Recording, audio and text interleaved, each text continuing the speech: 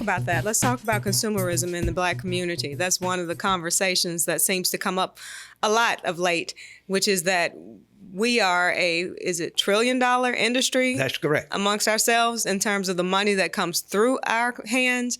However, it doesn't circulate in our community more than once, it's said.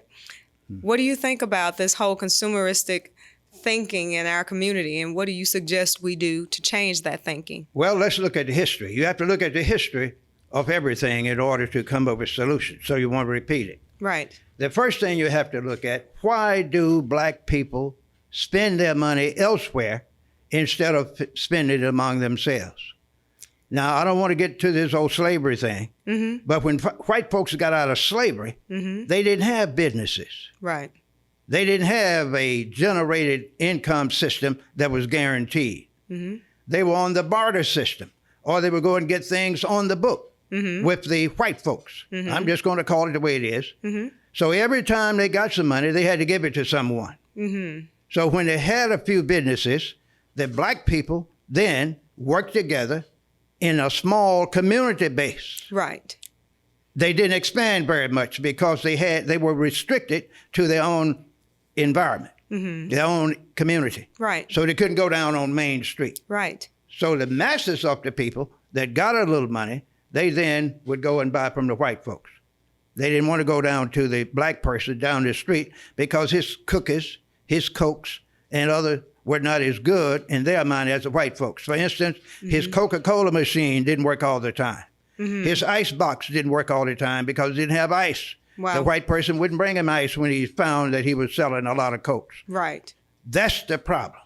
So that you've just enlightened me on something that was always, how do I put it? I guess an old adage or an old saying in our community where they would say that they believe that the white folks' ice is colder, but ice is ice. But you've just explained something historically that I wasn't aware of. That's right. See, Black folks didn't have the ice. They had the Coke and the machine, but didn't have ice to put in it. And historically, their Cokes were not as cold as the white folks' Coke.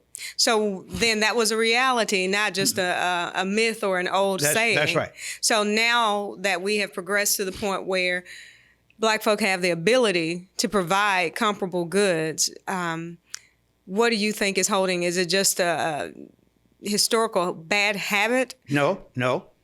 It's an historical planned habit. And one of the groups that caused this problem to be elevated to the point of no return, that put us in a situation worse than slavery, were SNCC, Martin Luther King and his group, Roger Wilkins, and others that were promoting integration in the 50s, 60s, 70s, and early 80s. I was going to ask that. Integration has been one of the worst illnesses to Black folks than slavery. I have that same thought. I was going to ask that question as we were leading up to it about integration, because I've heard that discussion over the years, is that when we integrated, it's okay to be able to have the right to go to other communities and to get things and not be denied that right. However, what we forgot was to have honor and what's the word I want to use? To have some esteem about our own, and we lost the ability to love our own and to continue to provide for ourselves, whether it's buying their goods or educating our children. Particularly, I have heard, and I'd like to hear your opinion on this, that integration as it relates to the education of our children has been one of our major downfalls. Specifically, I hear people say, why would you allow your enemy to educate your child? Well, that's a good thing to hear. And why would you do that? It's not good sense to let your enemy to educate your child. I'll give you an example. Suppose the slave master was in charge of education of his slaves. Do you think he would teach them how to manage a farm, how to build property, how to go and become an entrepreneur in the city, how to get involved in politics? Right. Of course not.